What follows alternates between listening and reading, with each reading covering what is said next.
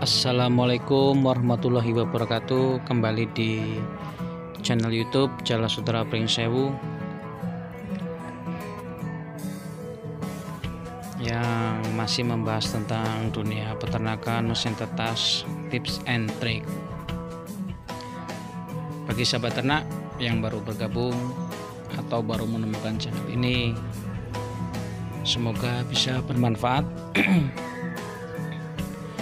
dan menjadi inspirasi, menjadi penambah semangat dalam beternak.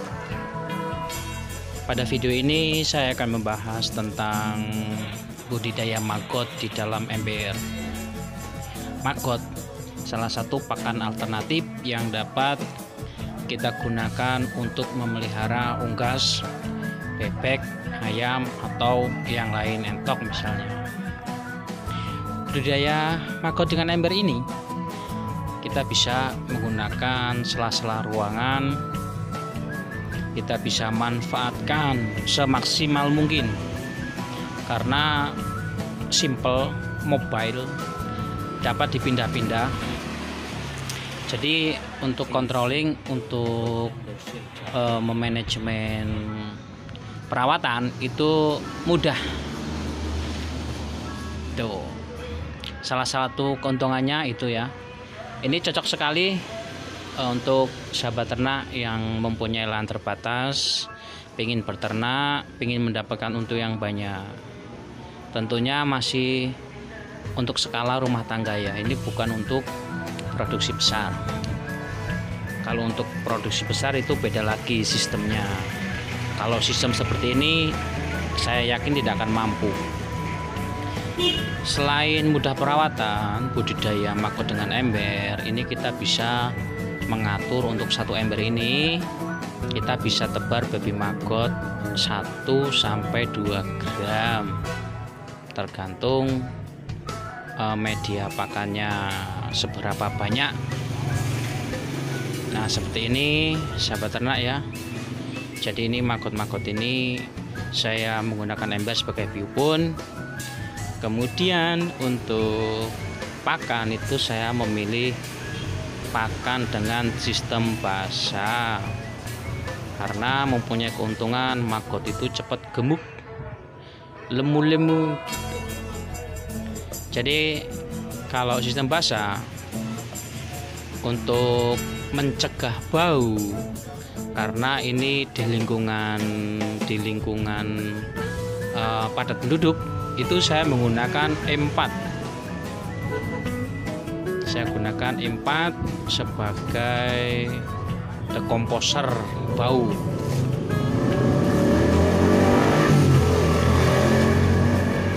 Jadi untuk sahabat ternak jangan khawatir, berternak maggot itu tidak harus bau.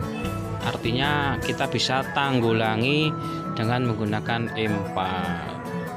Kalau untuk kendala sendiri, mungkin dengan ember ini kapasitas terbatas, hanya 2 gram per ember.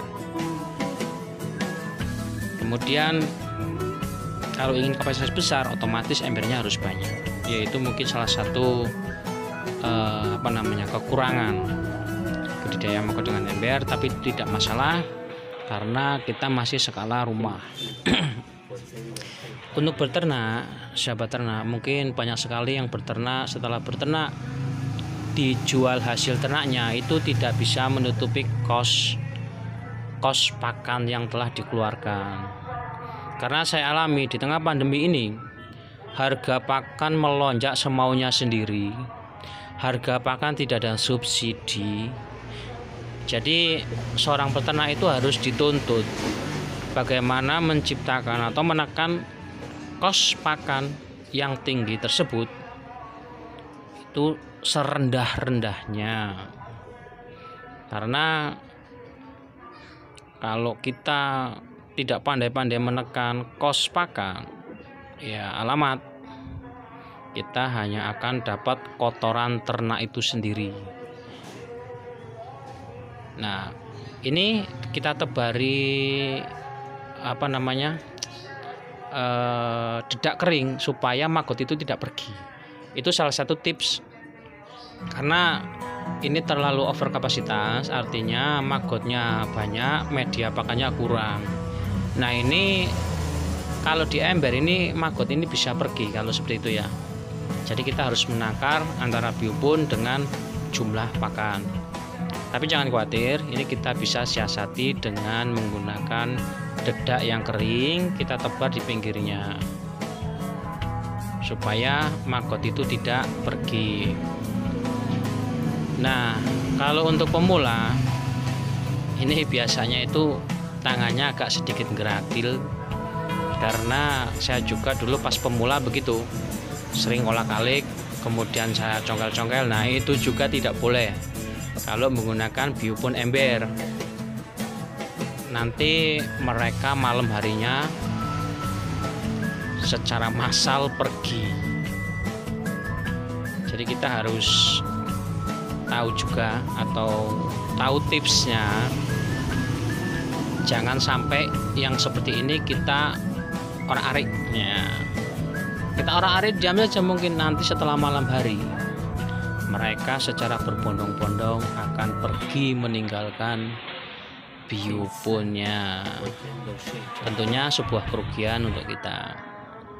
Oke sahabat ternak, tetap semangat terus, jangan putus asa, karena beternak itu selain menyenangkan ya juga banyak sekali hambatan atau tantangannya.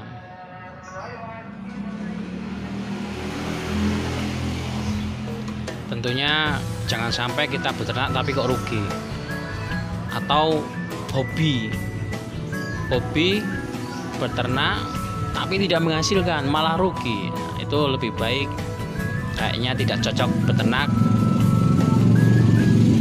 cari alternatif hobi yang lain.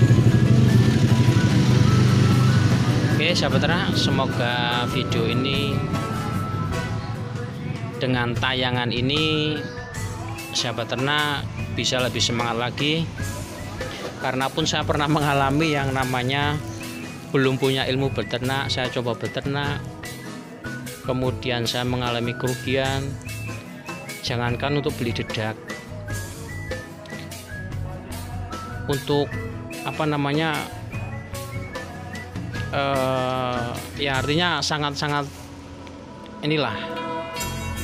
Jadi terpaksa saya harus rogoh kocek dari kantong pribadi, artinya bukan dari hasil ternak itu, untuk menutupi kos pakan. Setelah dewasa, setelah unggas layak dijual, ternyata kos pakan itu tidak tertutupi. Dari pengalaman-pengalaman yang pahit itu, kemudian saya mulai belajar kepada rekan-rekan yang sudah senior, bagaimana cara mengakali atau mensiasati yang seperti itu. Jadi bukan hanya kita beternak sebagai hobi saja, tapi dengan adanya banyaknya pakan alternatif, kita bisa juga mendapatkan penghasilan. Itu sahabat ternak ya.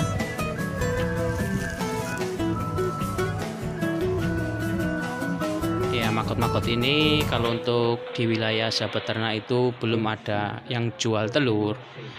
Itu bisa didapatkan langsung dari alam dengan cara menjebak atau memancingnya. Itu butuh proses paling tidak 1 bulan. Nah ini yang sudah siap menunggu. Jadi jangan lupa kita selalu gunakan E4. Supaya apa? Supaya bau dan lalat itu dapat diminimasi.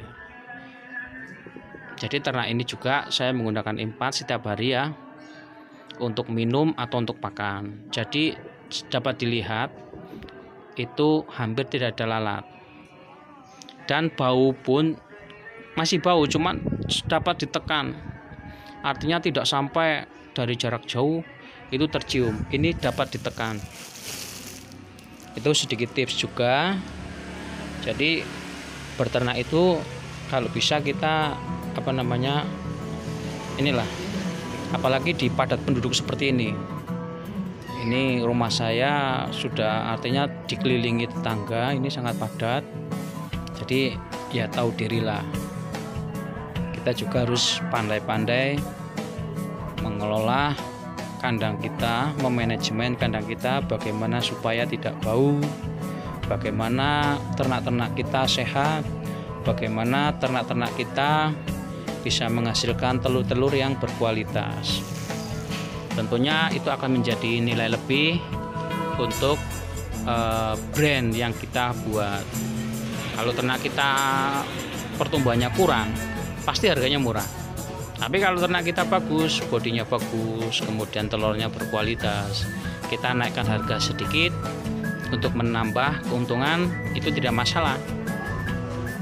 Ya, itu sedikit tips, semoga video ini bisa bermanfaat. Terima kasih sahabat ternak yang sudah menonton. Saya Heri, wassalamualaikum warahmatullahi wabarakatuh.